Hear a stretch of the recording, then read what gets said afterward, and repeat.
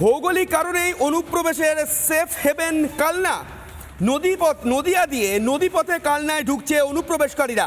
কালনায় নদী পেরোলেই বাংলাদেশ লাগোয়া নদিয়ার শান্তিপুর। বারবার বলা সত্ত্বেও বিএসএফকে জমি দেয়নি রাজ্য।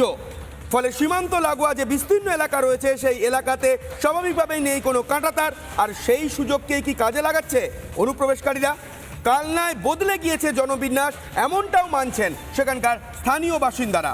কালনা শহরের একেবারে সংলগ্ন এই যে গঙ্গা নদী, এর ঠিক উল্টো দিকেই রয়েছে নদিয়া।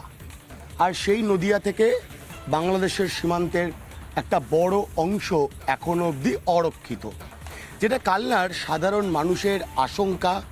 এই গঙ্গা নদীপথকে ব্যবহার করেই বাংলাদেশি অনুপ্রবেশকারীরা নদিয়া হয়ে সরাসরি কালনার মাধ্যমে রাজ্যের অন্যান্য প্রান্তে পৌঁছে যাচ্ছে।